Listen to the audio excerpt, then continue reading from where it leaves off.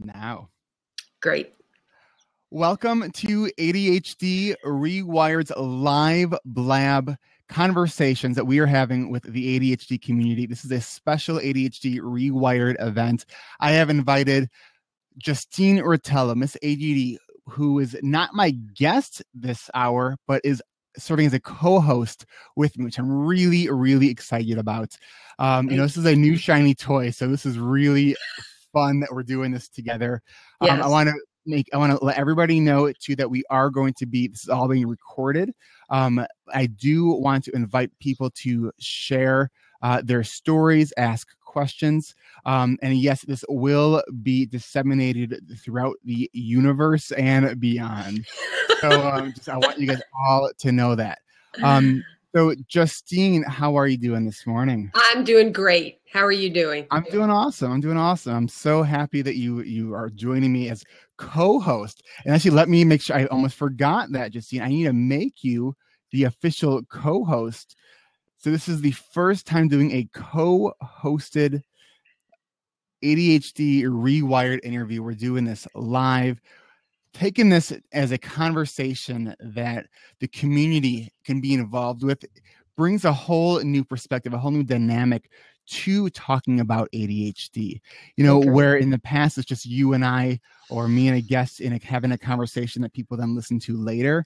But now we're going to be having this conversation with each other and with you, the listener, the viewer.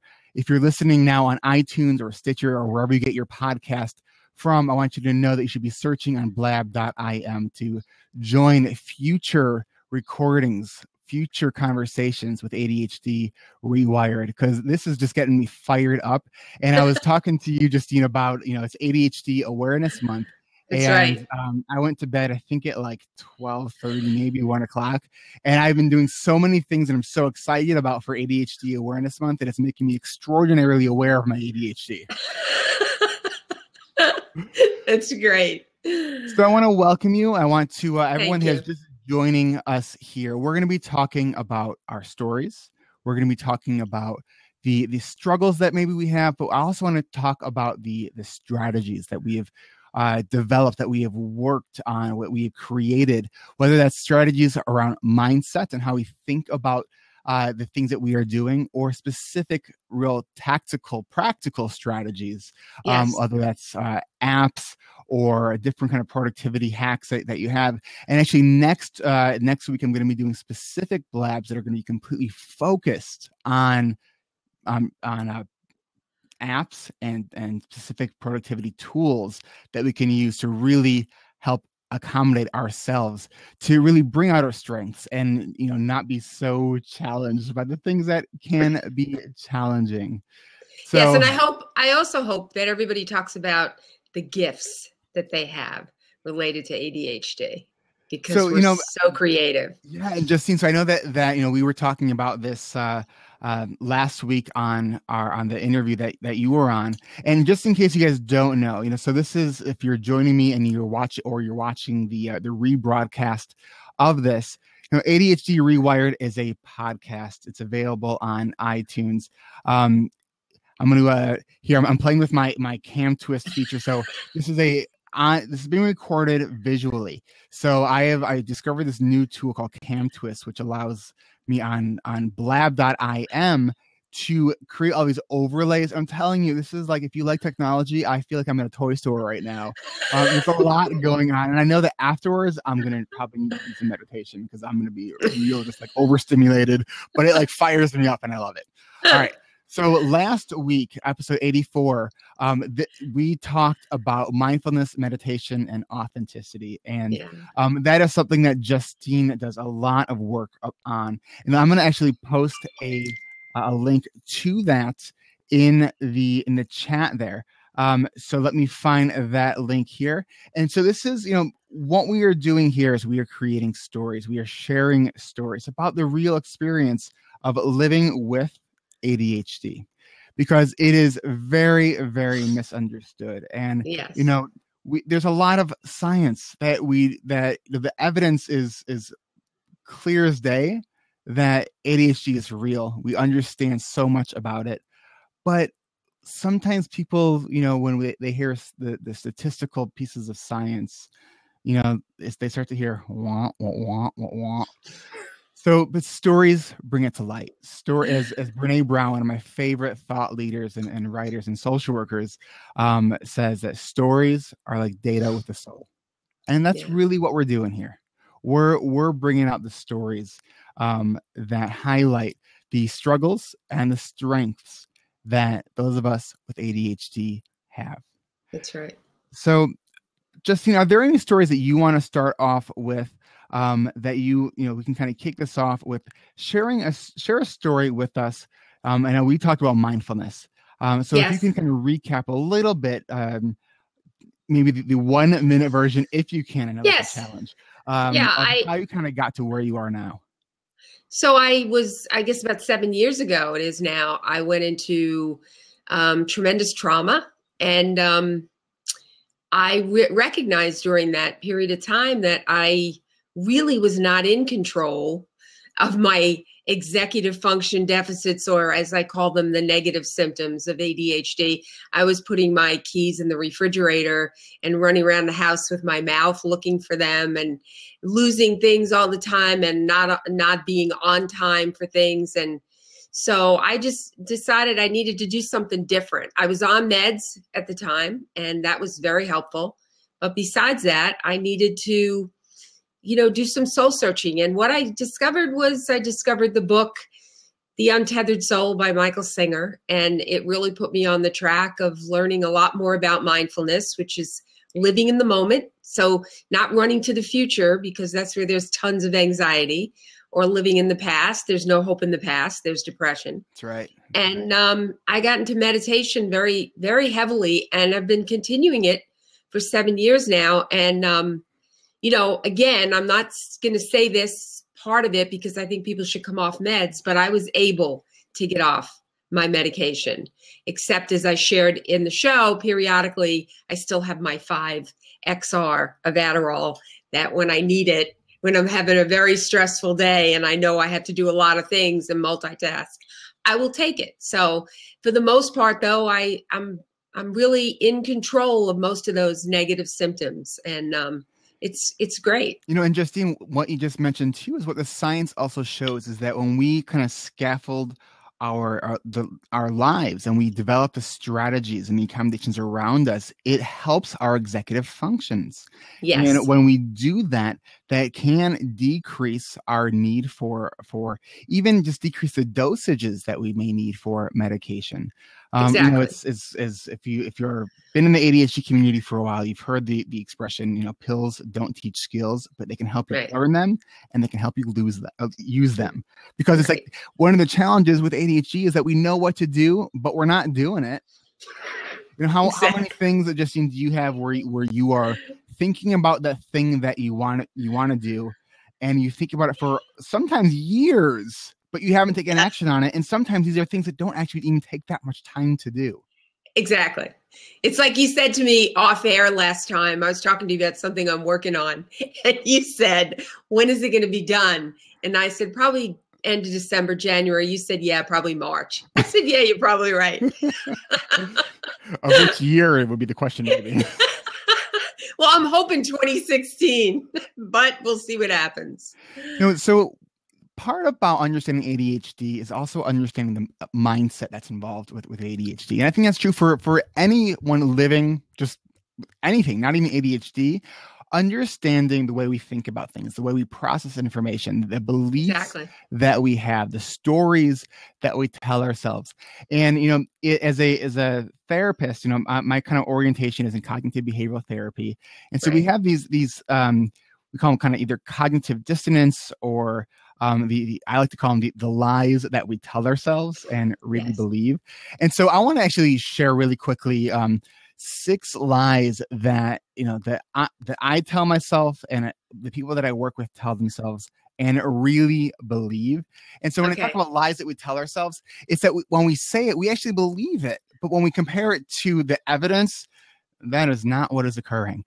And so I'm going to share these 6 lies that people with ADHD tell themselves. And what I want to do is, if you agree with them, click on the screen. If you are one of the people who is in the live chat, I see 41 people right now who are watching from the internet, and I see 6 people that might be including me and you who are actually in the room who can be interacting with us. Okay. So if you agree with that, you can give me props, which is just something fun that we do on blab.im.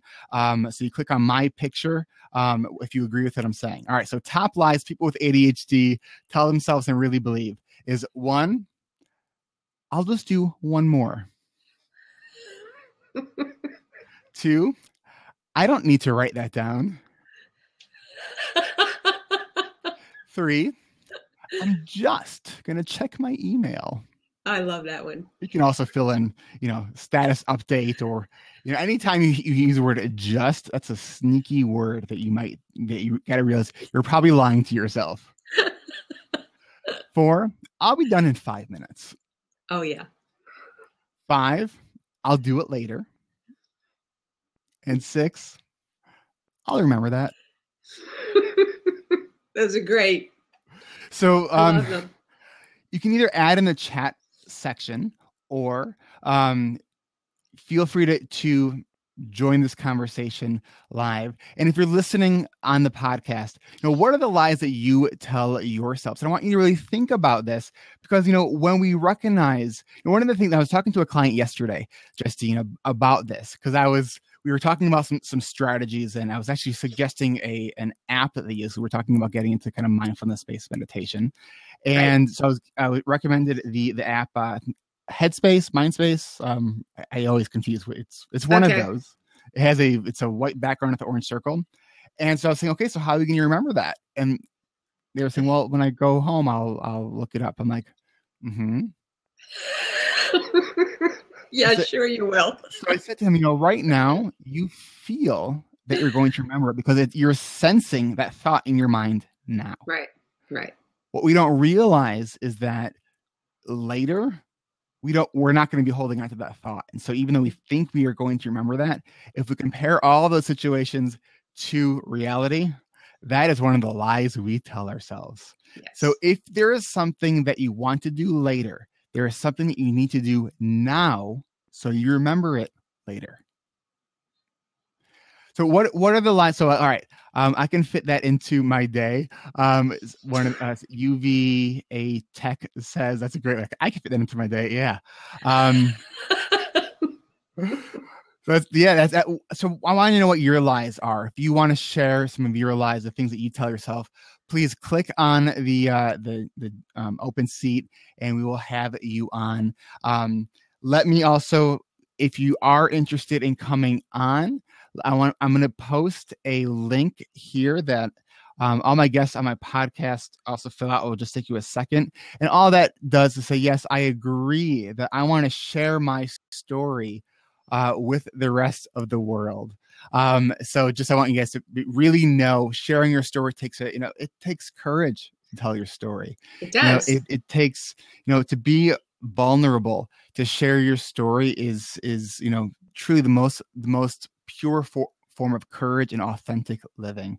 But I also believe very strongly in what Brené Brown talks about, is that shame grows in secrecy. Mm-hmm. And so the more we have open conversations about our ADHD and about our experiences, it decreases the shame. Yes. It also helps other people tremendously. Absolutely. Yeah. So I love if you wanted to join the conversation. If you were in this live, click on that left blue bird icon that says "Tell a Little Bird," because that's going to share your social media or share with your Twitter followers that you were on here. And I have Christina, who is going to be joining us from the soon to be released Head On podcast, and I know she's going to be doing a blab after our blab, and she joined us on Tuesday as well. So Christina, hello. You just can't get enough of this, huh? I'm a blab addict, like I've said. It is such a. So for you, what's the addiction to blab for you? The addiction is the immediacy. So I get immediate feedback. I'm a feedback junkie. I don't know if it's an ADHD thing or not. I'm a marketing junkie. And so I have another account where, you know, I have a real job and I like to talk about marketing and using either Blab or Periscope or whatever the new marketing thing du jour is. For some reason, talking into a screen doesn't do it for me. But having this immediate reaction where we talked about this yesterday, seeing the other person's reaction, it is, I think, because we're so visual, being able to see your eyes and seeing you agree or smile, or when I think a lot of us ADHDers, we like to use metaphors, or we're very sarcastic, and we want other people to see, like, I was just kidding by saying that, right? As opposed to getting crickets saying, oh no, did I just offend everyone? Absolutely. And, you know, one of the things, I was having a conversation yesterday with Justine. I was like, who was I having this conversation with? You ever have that where you had this conversation with someone you can't never, or you wonder if you just had the conversation in your head? It's like, did I return that phone call, or did I just think about returning that phone call? Where so we're talking about chat and how platforms like this, you know, are going to create the capability of making people who might not have a local support group accessible to them become immediately accessible, where they can find immediate support, and not just in a chat form, but actually be able to talk to people so they know that they are not alone. You know, the chat right now is we're doing one of our campaigns, the 1 in 15 million campaign. You see the hashtag that's kind of over my head right there. And so what that is all about is that helping people know that they are not alone. And this is a low estimated number, is that 15 million people in the U.S. living with ADHD. And when one of my friends and colleagues who's in the ADHD community, who's doing some awesome things on social media, Alan Brown, you know, he did a whole TEDx talk about the 85%, and the 85% of people who are walking around right now who have ADHD have no idea they have it. And so when people talk about it's you know, overdiagnosed, blah, blah, blah, it's like, no, I mean, are there people who get diagnosed that are inaccurately diagnosed? Absolutely. That's true with any condition. Yes. But more so, and profoundly more so, it is underdiagnosed. I believe that. I don't know if you see this in your practice, but I see it with parents who come in with their children and they will say, fix my child. But meanwhile, they have ADHD and they don't see it at all. And if you bring it up, it's like, no, taboo. I don't want to know about it. Yeah. So, and the other side of it that I see is that so many parents come in, as you just said, you know, fix my child. I come from the position that, you know, because we know how highly genetic it is, somewhere between 40 to 70% of it is heritable. That it's not do mom or dad have it, it's which one. That's the position that I kind of look at. Okay, because when we can help a parent manage their own symptoms, it's going to help them with their child. Absolutely. Because when you have challenges with planning, organizing, task initiation, emotional self-regulation, that affects everything we do as a parent. And I, you know, to me, being a parent is the hardest job that there is. Yeah. And even just, I have a 4-year-old, and some of the things that we do with our 4-year-old is so repetitive. And it's like, oh my gosh, you're bored. And I think parents are ashamed to admit that. And I think it's a very normal experience that we need to talk about.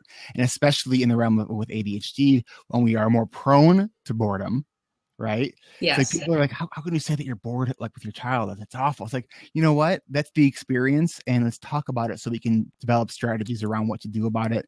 And so you don't feel like you're an awful parent because you're feeling bored, you know, being with your child. Christina, remind me, do you have kids? I got 3. What are your biggest challenges being a parent with ADHD? I got one child that definitely has ADHD. I have, sorry for the lighting issue here. I forgot to close my thing back there. So I have my son who none of the podcast listeners really care. Good. All right. Don't care. Yeah. On a podcast, we don't care, right? We don't see. So my son has ADHD. He has the hyperactivity part. I don't. I have a daughter who seems to be not seem to have ADHD, although she is the most like me. And then have a youngest who probably has ADD with a little bit of the oppositional, kill me That's now, fine. please. Yeah. So the biggest challenge that I have is like my child who does not have ADHD. She's 8 years old and she's like more mature than me on some things. Wow. She totally calls me out on my ADHD. One day I told her, because you've done such and such, or the next time you do whatever, there's going to be a consequence, or, this consequence. She looks at me, she says, Mom, you're not going to remember. And I'm like, that's right. I'm not. How did you respond? Did you say that? I've been found out. So, that for sure, the consistency. And so remembering, what are some of the, we try to use the positive reinforcement as much as possible. And, we use consequences when we need to. I got 3 kids, right? We got to run a tight ship here.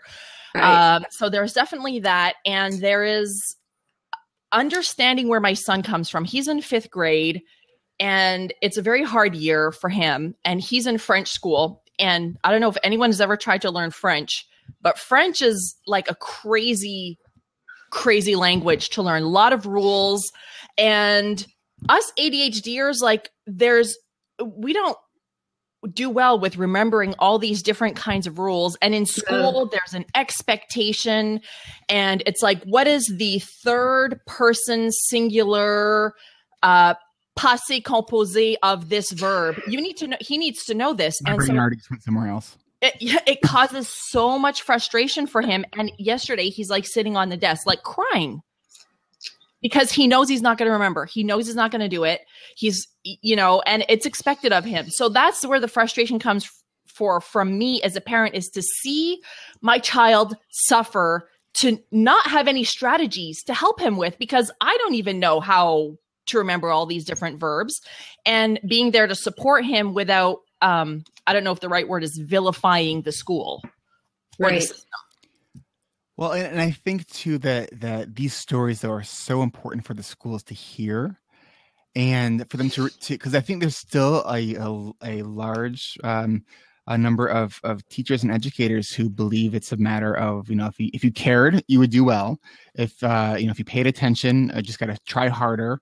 And it's not that. And I think that the shame that occurs because the message that kids get is, just you need to try harder.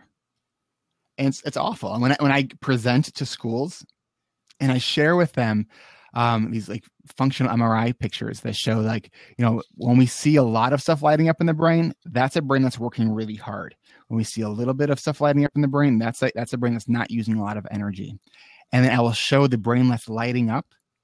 That's the ADHD brain, and it's for a very just basic cognitive task, right? So when we talk about laziness, it's like for someone with ADHD, if you look at the brain, they are working twice as hard, 3 times as hard as somebody without ADHD, except we view behavior from what we could see. And so it looks like it's laziness. I personally hate the word lazy. When I think about laziness, I think about going to the beach, and it's the choice of inactivity. It's not the thinking about all the things that we need to be doing and being stuck. That is not laziness. It is not thinking about all the projects we have to do, all the things we haven't done, and staring at our list and feeling completely stuck and overwhelmed.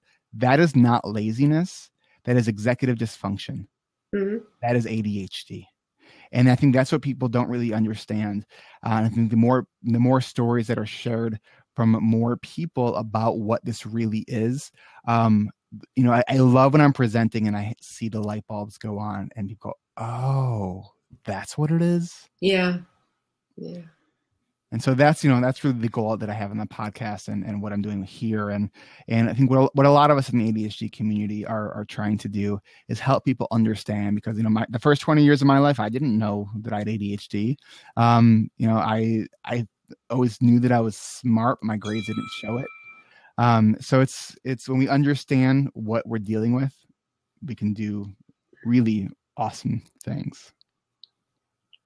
So I want to invite anybody else who is interested in sharing their story to come with us and take a seat. We would love to hear your story. Do you have a great strategy that you find that's working for you? Christina, going back to I had a thought that I didn't want to lose. When your daughter said to you, "You're not going to remember that, mommy," you can say to her, "You know what? Thank you so much for reminding you. You're probably right. I'm going to write this down right here. Thank you for reminding me to do that." Well, that's when I go and tell my husband, right? Because he's not ADHD. And so then I can go to him and say, "You know what? Our daughter just found me out. We got a tag team here." So I have a question. So you just said something that I'm most interested in kind of language and how we talk about things. And I want to ask the people who are in the chat room, when you are describing yourself with ADHD, do you describe yourself as a person with ADHD or as ADHD? I say I am ADHD. I am ADHD, or I am ADHD. To me, it's like it's semantics, right? It's like I have ADHD. It's like I am diabetic. I have diabetes. Who cares? Who cares how you say it? I'm proud. Okay, so here's where I'm going to tell you where I'm coming from. So because I like to use it's called person first language, right? So we are more than our disorder. Now I understand the other perspective. It's you're owning it. It's I think a level of owning what you got, right? So when it's not the disabled person, it's the person with disabilities, right? It's I'm a podcaster, I'm a therapist, I also have ADHD. It's to say that to look at everything through ADHD. I think for some people can, because it's not everything. I don't know. That's my perspective. That was the training that I received, and the brainwashing that I have to go person first language worked. I don't know. I find that a lot of people, it's an issue. I think of I don't know, self-dignity maybe, but maybe that's just me. You know what they say though? I'm not ashamed that I have ADHD, and it is so connected with who I am to try to separate what is ADHD and what is really Christina Favreau. Like, there's no difference. Right. No, I totally get it. It is part of who I am. And I'm very proud now that I know, now that I don't have all these, thinking that I'm stupid and I don't, I'm not fast. I'm not quick, like a lot of the people that I went to school with or whatever. It's just, I think differently, and what this part of me makes me awesome. And so that's what I am. I think that's great. Awesome. I really do. Yeah, I think it's great. Here's what we can do. All right, we're gonna do a little thing. So we're gonna try a little blab experiment here. All right. So if you are in the live chat, what I want you to do, if you are a person that believes more kind of strongly to use the person first language, I am a person with ADHD or I have ADHD, for the next 10 seconds, I want you to give me props. All right. And then before you do it, and then the following one, we'll give Christina props if you describe yourself as ADHD. Okay. All right. Ready? I'm going to give Justine some props because no one's given her any. No, it's okay. I'm enjoying this. Justine's going to be Sweden. Is that the country that's like neutral to everything? So either way. All right. So if you are strongly on person first language, give me props now. Crickets. Wow. Crickets. Yeah, you're gonna win. Okay, now let me just see. Maybe people don't know how to give props. We'll find out. I am not competitive at all, as you can tell. Okay. So if you say I'm an ADHD or I have the other way around, give Christina props. Oh. One person gave you props. If you are on the middle ground, give Justine props. I'm gonna give her you props because it's a struggle. Yeah. This is very bad population sampling, by the way. This is not how we do research. No, maybe you don't know how to give props. All right, so to give props, if you're in the chat room, take your mouse or your finger if you're on the mobile app and click on the person's picture. Okay. I think that we have a bunch of people who are just distracted and doing other things right now. I mean, that's very possible. What do you guys think? Yeah, it could be. But we're getting some. I can see some. Nobody cares. Maybe this is an issue that it is. It's semantics. That's the way I see it. It's like really at the end of the day, what does it change? It's like true. We're talking ADHD Awareness Month, whether you say I have ADD or ADHD or I am ADD or ADHD, just coming out and saying it like that to me is the important message that I would love more people to embrace this month and to say, I have it, I own it, I am this, or I have this, I own it. This is what makes me awesome, and get off my back. Get off my back about it because these are my strengths. Because if you are diabetic, there are negatives to it. But if you're going to concentrate on the negatives, you're going to be miserable your entire life. Wow, so I love it. That's true with anything. Anything, exactly. Yeah, I just love you because I have the absolute same attitude that you do about ADHD. It's a gift. I believe it's truly a gift. But you know what I think happens? Some of the people that are negative about it, that just feel like it's a death sentence, that's where I think the difference in saying I am ADD or I have it could make a little bit of a difference the way they perceive it. If you're very positive like you and I and Eric are, that's very different. But the negative people who, just really want to get into that feeling sorry for themselves instead of seeing the gift for what it is.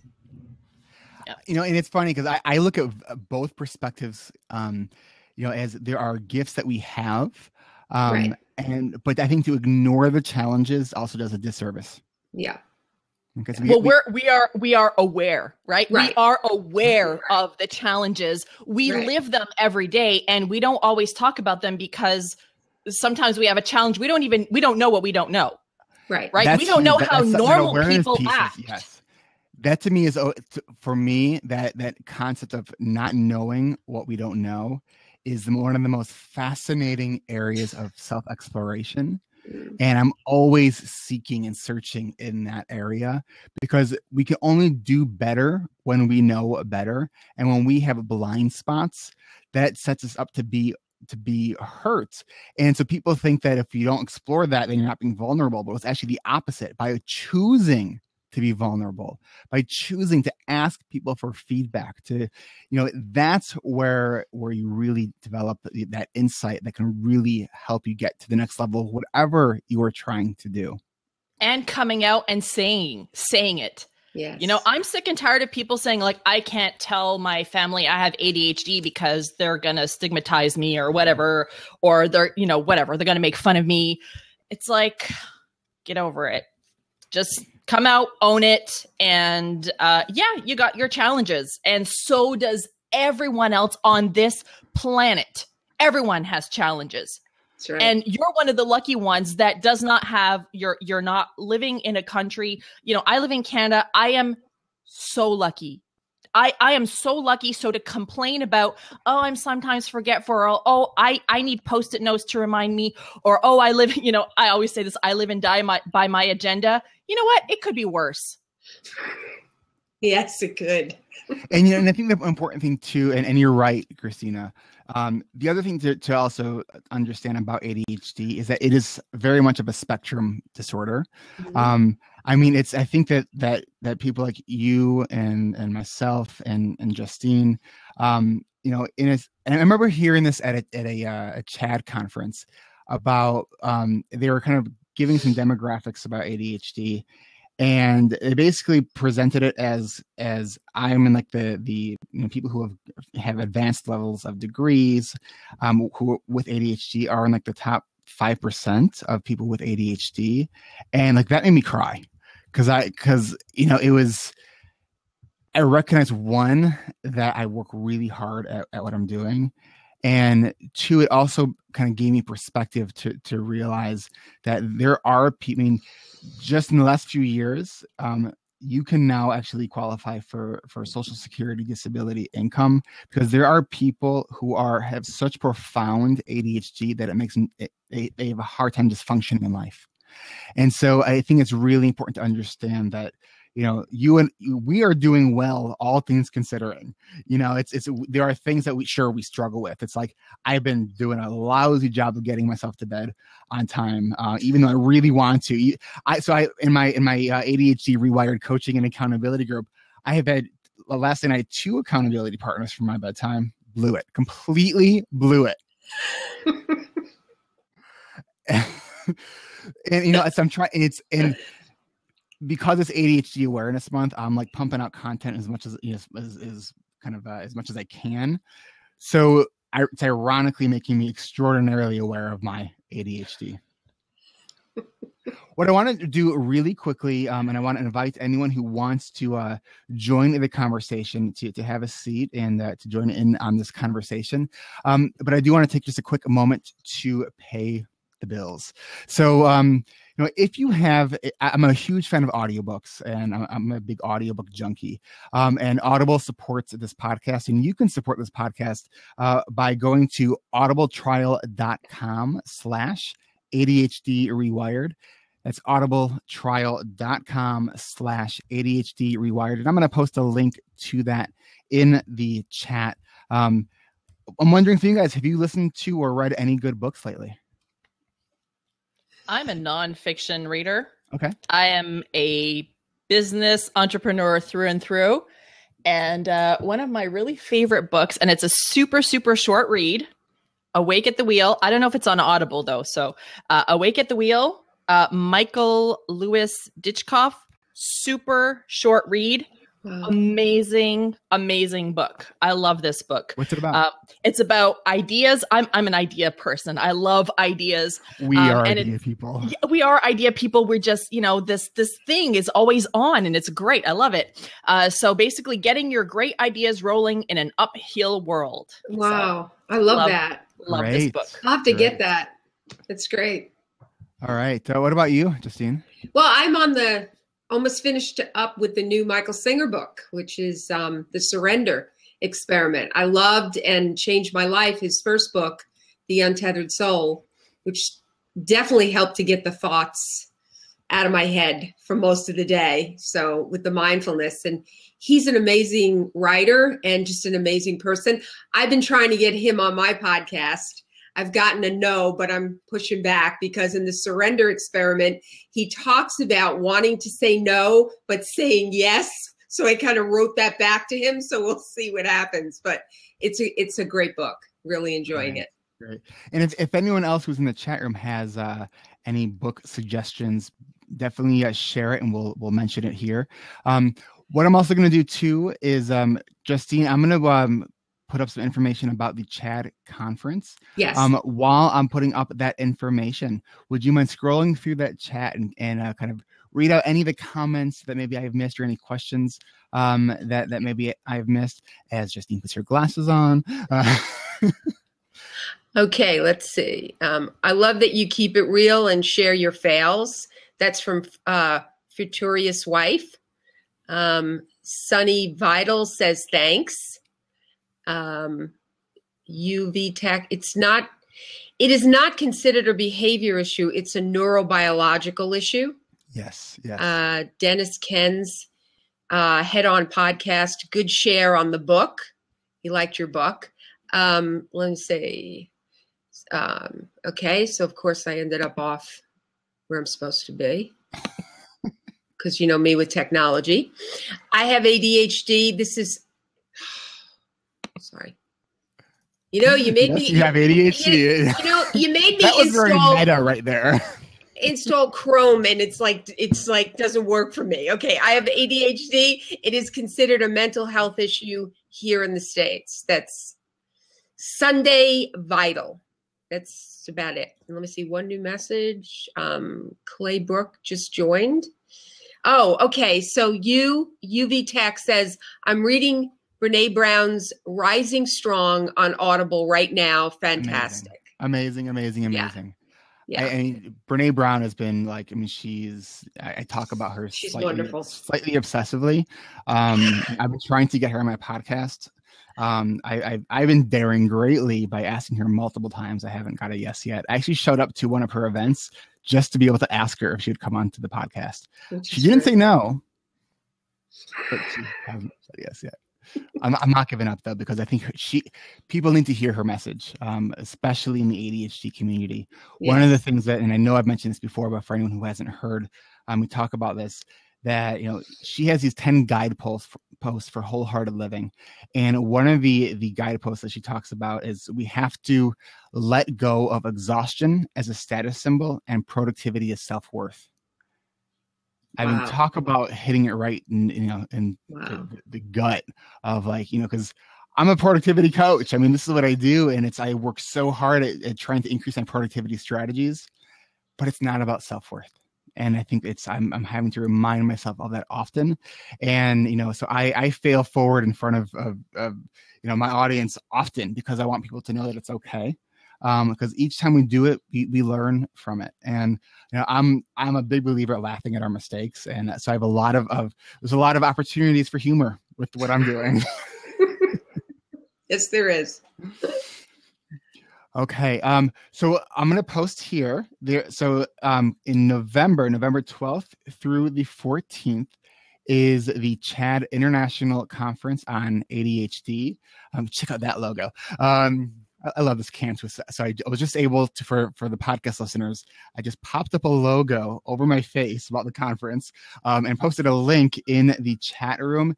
Talk about, like, oh, it's just so stimulating for my brain. It's going, ooh, this is fun.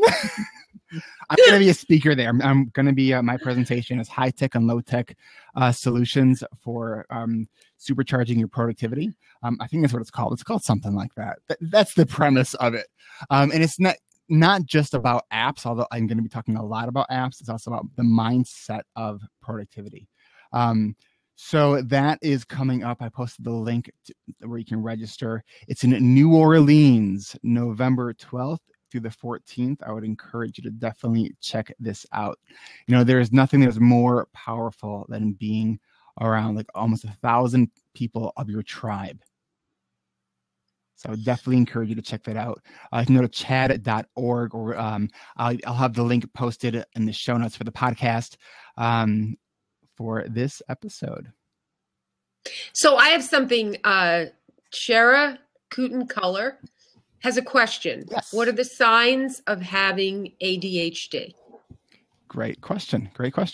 So we can look at it in a number of different ways.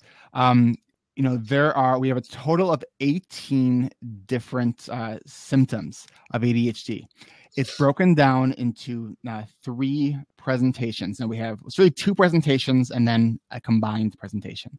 So the first presentation is the hyperactive impulsive presentation. There's 6 symptoms of hyperactivity and 3 symptoms of impulsivity in that the way it's described. And for kids under 18, you need to have 6 of those 9 symptoms, and they need to be the way the definition states it is that you need to have it across multiple settings. Now, I know that, like, people like Thomas Brown also argue that, you know, not necessarily, especially in adults, because if you have a job that you love, it's not going to be as evident in that setting, right? The perfect job is one of the best accommodations for someone with ADHD. So we need 5 out of 9 or 6 out of 9 for kids. If you have ADHD of the hyperactive impulsive subtype, it needs to be, they say, by definition, it needs to be present before age 12. I believe it needs to be present before or at some time during puberty. Okay, because it is a developmental delay. Okay, there isn't really this adult onset of ADHD. However, life can kind of get to the point where it becomes more challenging, where the symptoms may have always been there, but you've been able to function to a good enough level, and then all of a sudden, especially when with women, they start having kids and the hormones change and it kind of tips the scale of the hormonal levels in the brain. So the hyperactivity impulsive piece is one side of it. Now here's where ADHD has a lot of challenges, is that you can have ADHD without the H, and it's still called ADHD. And that's what's referred to as the inattentive or predominantly inattentive presentation. And, when we call it a presentation instead of a subtype now, because we know that the presentations don't stay the same. So especially with kids, you can have a kid who is hyperactive, and as they age, as their brain develops, some of that kind of motor hyperactivity, that constantly being on the go, tends to decrease. So you have there's 9 features and symptoms of inattention. Okay, so it's the distractibility, the difficulty with time management, difficulty with finishing or starting tasks, losing things. So a lot of these things that we just think about when we think about like disorganization, these executive function challenges, those are the kind of primary features of ADHD. It's really what I think about it is, it's a neurological disorder that affects the brain's internal kind of communication and command center. Okay. So it affects our time awareness. It affects our motivation. I think one of the things that we need to really understand is motivation is neurological. It's not character. Okay. People look at motivation as a character trait, and it's not. It has to do with when there's enough dopamine present in the brain, we're motivated to take action. When there's not, we can't take action. And so when you have someone with ADHD who's highly interested in something, then there's a lot of dopamine and they're highly motivated to do it, which is why you can see people with ADHD, when they're interested in what they're doing, they're like rock stars with what they're doing. If they're bored with what they're doing, if it's not interesting to them, there's almost no amount of gold stars that you can give someone that's going to get you to do it. Although that does help. And I'm also stars a believer do that not star work charts are for my not just for kids. kids. What did you say, Christina? Gold stars do not work for my kids. All right, so let me ask you this: have you ever tried it? Yes. Did it ever work at all? What really works well, and what I even find works well for me, is having a chart or something that they can check off when something is done. Mm-hmm. But stars, like putting stars on, for some reason it's not motivating. Well, maybe my youngest star chart, youngest. I just think of anything that you're tracking something that you're trying to do. And so one of the things that and I hear this a lot: the star charts don't work for my kids. And then I'll ask the question, well, did it ever work? And they'll say, well, you did for a few weeks, and then they stopped caring about it. And I said, okay, so they did work. The issue is that they got bored of it quickly. And so one of the things that I encourage parents to do when they're setting up star charts is to put an expiration date on that star chart. And that's the date where the way it's set up needs to be revisited. And that can sometimes be in a week. Okay. I look at strategies and kind of scaffolded accommodations like this as it's like organic fruit, where it's really good for you, but it might expire more quickly. Right? It does, just because it expires quickly doesn't mean we shouldn't eat fruit. Right? We got to go and get more. We got to get something different. If you're eating apples and you're tired of apples, go get bananas. It's like, get something different. So you have to realize that it actually, the star charts, or the idea of a star chart, where you have a goal and it's tracked and you're earning something, it does work. The problem is that we have to change it often. But this also creates a really fantastic opportunity to help teach our kids these metacognitive strategies. The idea that we have to be thinking about our thinking. We have to be asking ourselves, is this working for me? If not, let's change it.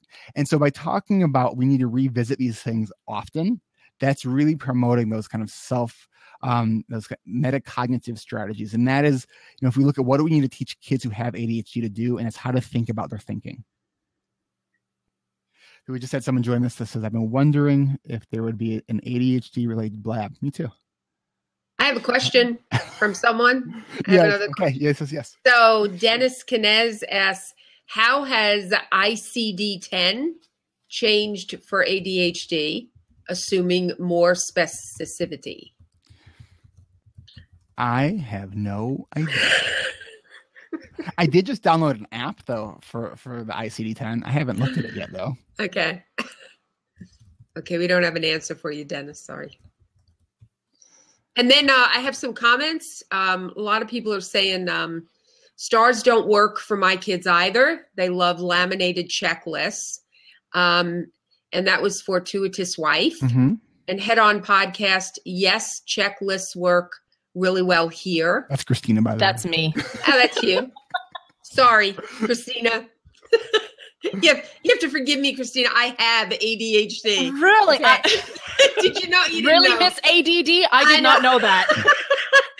Mischievous Mal. Yay, I have been wondering if there would be an ADHD related blab. So they're excited about that. All right. You know what works really well with us are Post-it notes. Post-it notes, I cannot Yes. get enough of these. When we're packing for a trip, my son will ask me, can you write me a Post-it note of everything I need to pack? And then he will stick that on his wall and he'll have a pen and cross off his things as he gets them done. And then he'll like proudly come and tell me, look, I got it all done. And then we throw it in the garbage. I use this in my business. I have a different color Post-it note for every project that I have. Wow. And the satisfaction of being able to, like, it's right in front of me. And so when I'm like in this, what was I working on again? I just look up on my board. Oh yeah, there's this thing. It's bright colors. Wow. And when I'm done, I take it off my wall. I scrunch it up, put it in the garbage. The satisfaction of that is it's addictive almost. You know what I love so about packing? So I also use sticky notes, and what I'll do is I'll take my list and I'll put like a sticky note across my bed. So it'll be say like 5 t-shirts. And I put that one in one area. And then I put like, 4 pairs of pants, and that's in the one area. And then I lay it out over my bed, and then I get those items and line them up. And then I take a picture of it when I'm all done. So I have that next time I need to pack. It's great. Now, I have on front of my desk, I like these size sticky notes. I have your bright orange variety, your bright green variety, your bright yellow variety, your hot pink variety. And I use I think these are the 4x4 size that have the lines. I just like that size. And I don't know what size, it's 5x8, the 5x8 hot pink variety. Oh, and have you seen these ones? The graph chart ones? Ooh. I have seen them. I have not gotten them. These. Now, Love these. Christina, do you use Evernote? Yes, I do. Do you use the Evernote Post-it camera? I actually have the extension on Chrome. And then, so when I get to a page and I want to remember something, I want to be able to save it for something, it will ask to take a screenshot or to save the page or bookmark or whatever.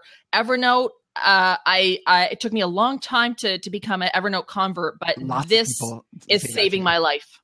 It is saving my business, my professional life. So in the pro version of Evernote, they have where you can use, it's called the Evernote Post-it camera. It's specifically for Post-it notes, and you can tag and categorize your Post-it notes. And then when you're scrolling through all your notes, it crops it in a way that makes it really clean and clear to see it, and it can search your handwriting. Oh, it's amazing. Amazing. And I'm going to tell you, most first graders have better handwriting than I do, and they could find my handwriting. So this podcast should be sponsored by 3M. That would be the best. That's what I keep saying. Post-it? Is that I want to make sure? Look, right here. Let's get some logo love. Right. I really think, Christina, that would make perfect. That's great. Sense. It would. Yes. I have this whiteboard organization thing that I've come up with. I want to like trademark it and get it. and I can't call it Post-it note system because it's like trademarked, but man, if 3M could sponsor us ADHD people, I have them. They should be a corporate sponsor for Chad. That would make perfect sense. Look at all these Post-its. This is my little stash. That's awesome. awesome. I have a whole basket full of Post-it notes. That's awesome. I love it. So let's see. Fortunate's wife said that she hates Evernote. Try as I might, it just doesn't work for me. I love I reminders and I notes. Now, here's the thing: a lot of people don't like Evernote because they don't know what it's used for. It is not a reminder system. Okay, it is an archival system. It's in way to think about it. It's an ADHD friendly file cabinet because you don't really have to file it really in any organized way, and you can still find your stuff by searching your notes. Okay, so when I've talked to people about Evernote, and a lot of people say I didn't really get it at first, and I revisited, or when I explain it, it's not a system for reminders. Even though they have like an alarm thing on it, it doesn't really work well as a reminder system. It's my dumping ground where everything that I may ever want goes. Including I have like emails that get forwarded from my website will be CC'd into my Evernote email account, and it goes to a specific folder. So I can categorize and organize all the things that way. If I get an email, let's say I'm traveling and I have my confirmation plans, instead of trying to search, through all my email, I forward that to Evernote, and I'll put a hashtag in the subject line with whatever the travel thing is. And now I can search for it so like my Chad conference, I have the hashtag Chad conference travel confirmation. I use those 4 hashtags, forward it. And so when I go to Evernote, I can find it that way. That's how I track. I don't know if any of you other ADHD-preneurs out here are course hoarders. Course hoarders. Anyone a course hoarder? Like I am coming out right now. I am a course hoarder. What is your so like online courses, online courses? I am a sucker for the sales pitch. I have to stop reading them because like I need this. Oh my gosh, this is the perfect system. Christina, would you like to drastically improve your productivity? Would you like to have time back in your day? Yes, sir. Would you like to decrease your overwhelm and increase? Then join my program. But wait. But act now. Go to coachingrewired.com and you could sign up for my next ADHD Rewired Coaching and Accountability group. And that's for real. If you go to that, the next group is going to be in January. But if you let me know that you are interested, you can get on that list. So, but anyways, we have like 3 minutes left. We started on time, and I am going to actually attempt to end on time. I don't know if I'm actually going to do it, but I'm going to attempt to end on time. So somebody's asking, Larry_Lowell has Adderall with a question mark. So I guess he's asking about Adderall. Okay. Adderall helps me do the things that normal people make look easy. I mean, it's, I'm not going to give any specific medication advice other than if you have ADHD and you've been diagnosed with it, talk to your doctor about it because medication can be extraordinarily helpful.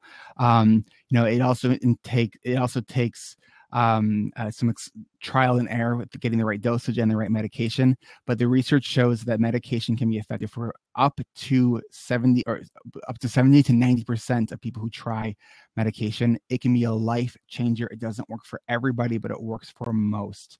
So I would definitely encourage you to try it. And what works for one person might not work for somebody else.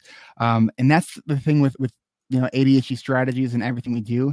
You got to try things and then assess to see how it is working.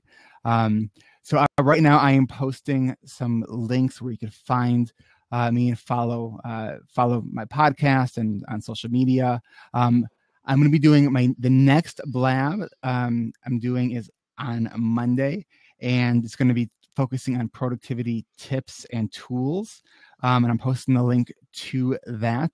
Again, you can follow me on iTunes, on Stitcher, and also post my Facebook page. ADHD Rewired is on Facebook. We also have an online community so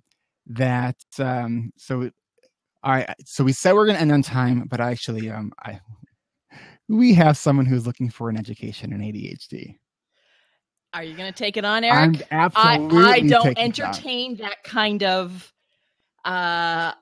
Blissful ignorance is cool. Okay. Blissful ignorance, I'm totally open to it. This willful ignorance, I have none of it. So Sarah Taylor says ADHD is fake and a scam. Sarah, I'd like to invite you to join the seat so we can have a conversation, because here's the thing: when we have, and it's I'm not, I understand that you have a belief system about this. Okay, I am going to take the assumption that you're not trying to be hurtful, that you are not trying to be discriminatory, that you're not trying to um, you know do something that's actually hurting a lot of people. I'm gonna give you that benefit of the doubt. So what I want to do is what I want to do is someone's posting inappropriate comments in the chat room. That I'd like to have a conversation with you about that, because if we can understand because you're not the only person who says that ADHD is fake. All right. So what we need to do is, in my opinion, is engage in this conversation with people who genuinely believe that and aren't just out there trying to fling crap and hurt people. Okay. If you believe that it's fake, let's have a discussion about that so I can understand where you're coming from, because I want you to also understand where I'm coming from. Because there's, I mean, I think it was in 2001, there was a UN treatise that was signed by, I think, 119 doctors from all over the world that said, without question, ADHD is a real disorder. The question was, Eric, years ago, when everyone has to work the fields, ADHD didn't even change things. What do you mean by that?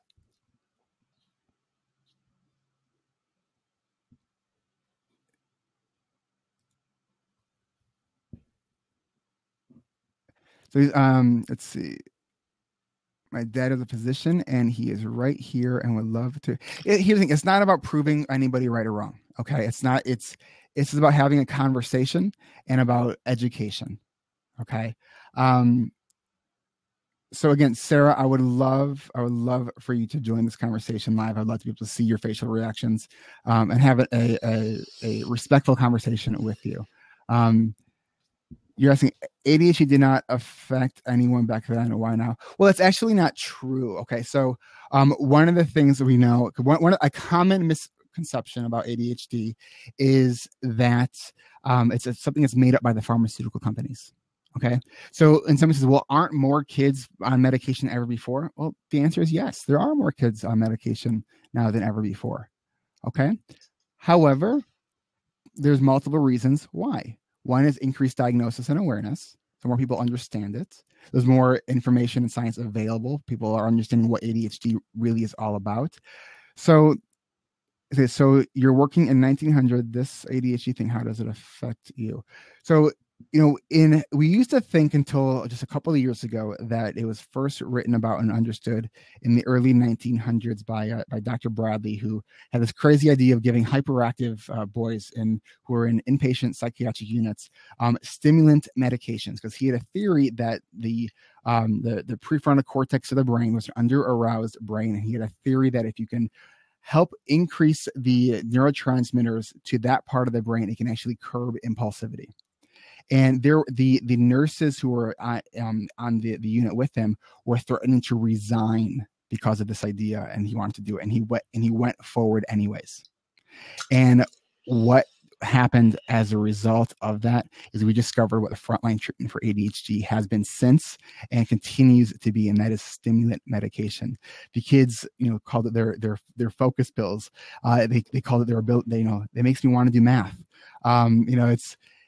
It allows the brain to do what it is supposed to do. Now, this was in the 1940s when this occurred. Recently, there was a medical manuscript that was discovered in the 1700s that was written in German, and it was recently translated. And about a year and a half ago, Dr. Russell Barkley, who's a prominent researcher in the field of ADHD, posted a article about this. And this doctor, who described every feature of what we would now describe as ADHD, he was actually shunned from his community and specifically from his church, because they looked at the things of not paying attention to the things that are quote unquote important as a moral failing, And by giving it an excuse, you are allowing the devil. And I mean, this is what was actually the message that was being spoke. Connection between the story of the church and ADHD and the Church of Scientology, which continues to work with other organizations that spout information about ADHD and other mental health diagnoses, that all mental health disorders are a myth. You know, why would we choose to struggle this way? Why would we choose it? Why would someone choose to forget to turn in their taxes? Why would someone choose to not return that phone call that could have made you could have gotten you a job? Why would someone choose to have their paper be late and it could cause them to fail out of school? Why would we choose that? We wouldn't. And we know through functional MRI scans that there are differences between people with ADHD and without ADHD. So you say this, to get rid of meds, it does not solve the problem. You know what? No, it doesn't solve the problem. ADHD does not cure, or the medication does not cure ADHD, Sarah, but it does help, right? Let me tell you the story, Sarah, when I first took medication, okay? So I almost failed out of college my freshman year. I got a 2.2 my first semester, or 1.8 my second semester. And my 1.8 was with actually studying. My first semester, I didn't study. My sophomore year, I had a conversation with someone who told me that she was just diagnosed with ADHD and described it to me. And it was the story of my life. And I got diagnosed and I got medication. And I remember sitting there in my college dorm room reading this book called Crested Kimono. And what was so profound about this was that I got to this end of the chapter, and for the very first time in my life, I actually retained what I read. I thought that I was stupid. I thought that I maybe was lazy. What I realized is that my brain needed glasses, and that medication was the glasses for my brain. So to say to someone that the ADHD is not real minimizes the struggle that over 15 million people in the US are going through every single day. Every single day. I don't know what else I can say to you. There's some very okay. I don't know. Yeah. Yeah, don't get involved. Okay. Yeah, I wouldn't. Not worth it. And I've done my good deed for the day, and now you are being removed. Okay. Yeah. Sarah, if you ever want to have a conversation with me about this, I'd be happy to talk with you, because I have also had many conversations with people who have been like you and realized that they were wrong and are doing things to kind of share that message. And that's one of the reasons why I want to engage with people who have the belief that it's not real, because I think that many of these people who say that it's not real are struggling with ADHD. And you don't need to struggle.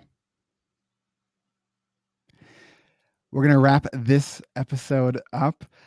Christina and Justine, thank you so much. If anyone has any final questions, I can definitely take them after the recording. I'm going to be doing another one of these on Monday and Tuesday and Thursday of next week. Also follow me on Twitter, on Facebook. If you go to my website, you can sign up for my email list. I'm going to be hosting a weekly adult study hall. Adult study hall is where you can get everything boring that you need to get done in a video conference room. Up to 50 people can join. We just share what we're going to be working on for the first couple of minutes. Then we mute our microphones. I have a bunch of mail that I need to open that I'll probably be doing during that next adult study hall. It's free. It's an hour long, and I hope to see you all there. If you've enjoyed this, tell somebody else about it. If you're watching the replay of it, share it with somebody else, because with information, we can get our ADHD rewired. Cue the outro music. Thank you.